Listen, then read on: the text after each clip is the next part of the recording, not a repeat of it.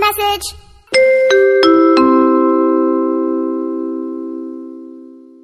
Yang mekudasi, pangame para pedasi. Hey, para di mau di kampung, para di mau di yang mekudasi, pangame para pedasi. Hey, para di mau di kampung, para di mau di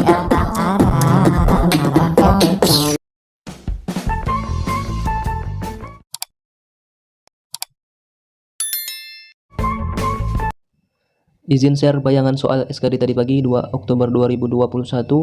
TWK tidak jauh beda dari FR sebelumnya. Tujuan SDI, Syarikat Dagang Islam. Perbedaan Undang-Undang Dasar 1945 sama Undang-Undang Dasar Serikat. Perbedaan UUD 45 sama UUDS.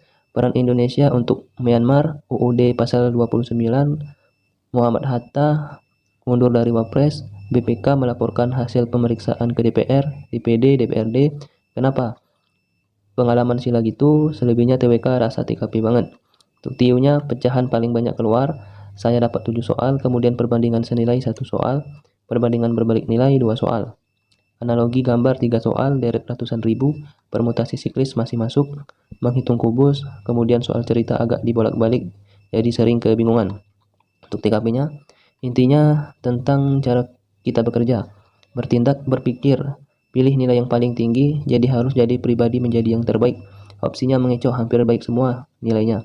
Semoga membantu ya. Jangan lupa berdoa dan restu orang tua.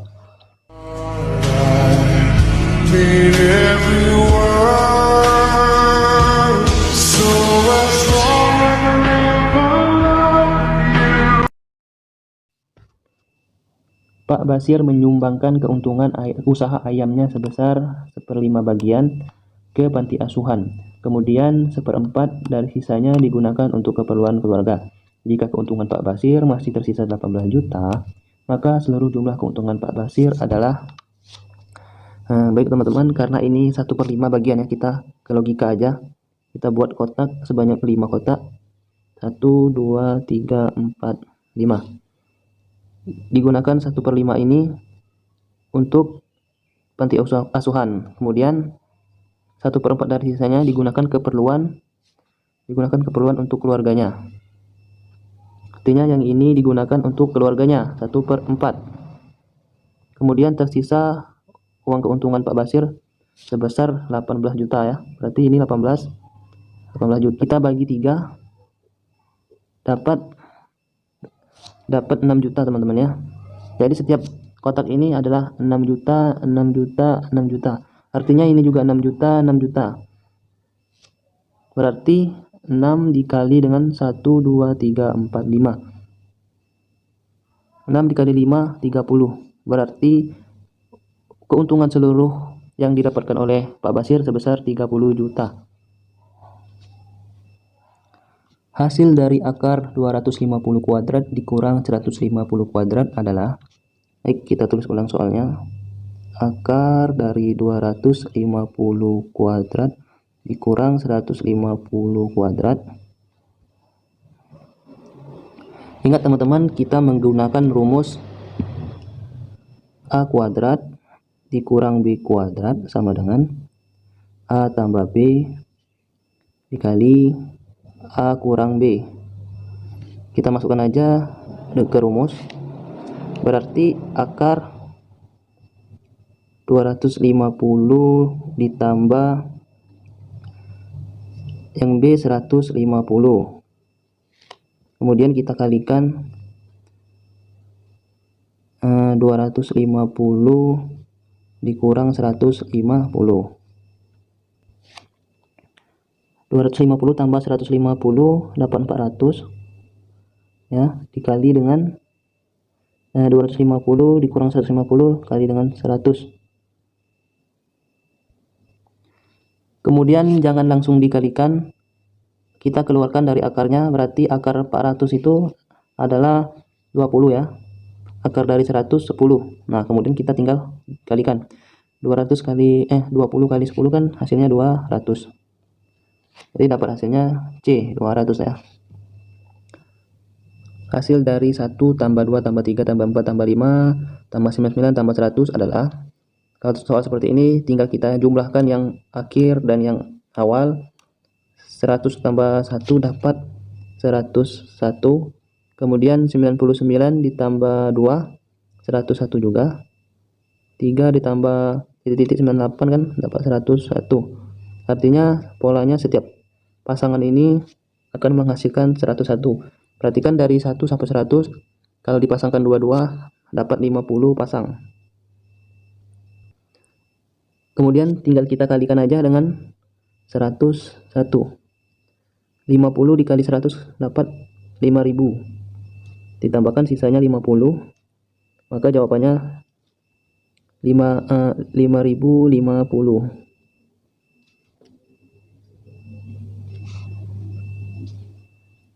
19% dari 21% dari 212 adalah, kalau ketemu soal seperti ini kita ke pembulatan aja agar gampang menyelesaikannya. Berarti 19 kita bulatkan ke 20 per 100, dari artinya dikali 21% bulatkan juga ke 20 ke 100, kali dengan 212 kita bulatkan juga ke 200. Nah, kita selesaikan. Ini bisa kita coret, coret yang atas, coret yang bawah, coret yang atas, yang bawah. Tinggal tersisa 2 kali 2 kali 2 dapat 8. Karena ini pembulatan berarti 8, sekian ya, karena tidak 8 bulat pas, maka di opsinya kebetulan yang 8 ada 1, maka jawabannya yang B. Tentukan 333,66 dibagi 66,3. Baik teman-teman, kalau soal seperti ini kita cara pendekatannya teman-teman, 333 ini kita bulatkan aja menjadi 300.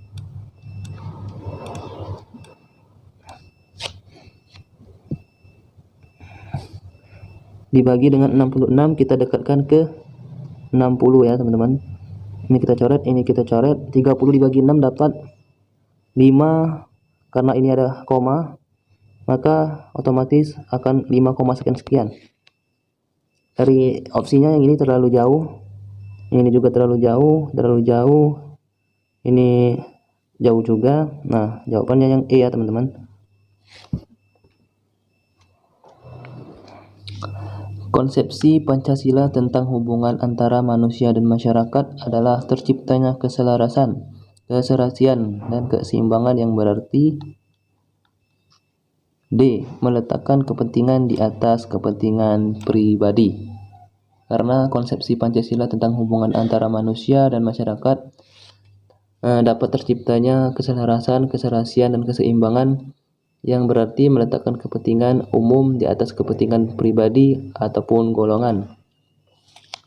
Jelas teman-teman, ini jawaban yang D.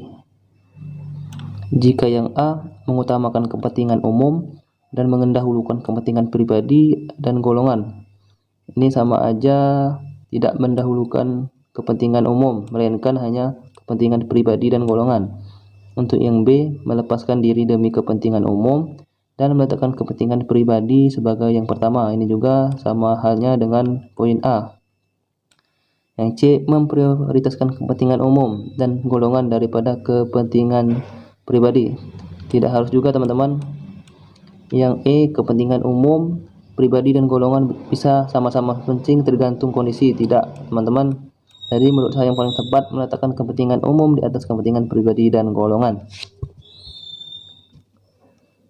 Konstitusi Republik Indonesia Serikat atau RIS berlangsung di Indonesia pada tanggal, kita googling, Konstitusi Republik Indonesia Serikat disahkan sebagai Undang-Undang Dasar Negara berkaitan dengan pembentukan Republik Indonesia Serikat oleh hasil konferensi meja bundar sejak 20 Desember 1949.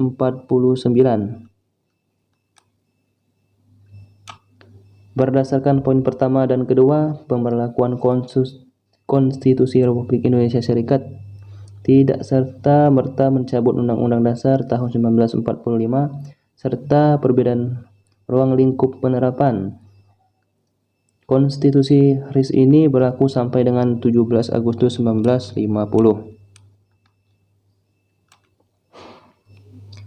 Di Indonesia berlaku UUD 1950 berdasarkan Undang-Undang Nomor 7 Tahun 1950 pada perubahan konstitusi sementara Republik Indonesia Serikat menjadi UUD sementara Republik Indonesia. Sidang pertama babak ketiga rapat ke-71 DPR RIS tanggal 14 Agustus 1950. Jadi teman-teman yang tepat jawabannya yang B. Ini kenapa 8 ini B harusnya ya. Setiap tanggal 17 Agustus, rakyat Indonesia selalu merayakan Hari Kemerdekaan sebagai hari besar nasional. Kegiatan seperti ini termasuk dalam kapabilitas sistem politik: A. Regulatif, B. Responsif, C. Simbolik, D. Ekstraktif, dan E. Atraktif. Menurut saya jawabannya yang paling tepat adalah simbolik. Kenapa simbolik? Karena kemampuan membangun citra atau juga rasa bangga terhadap negaranya. Kalau regulatif sifatnya mengatur sehingga mampu mengontrol dan mengendalikan. Lain halnya dengan responsif, kemampuan dalam sistem menanggapi berbagai persoalan.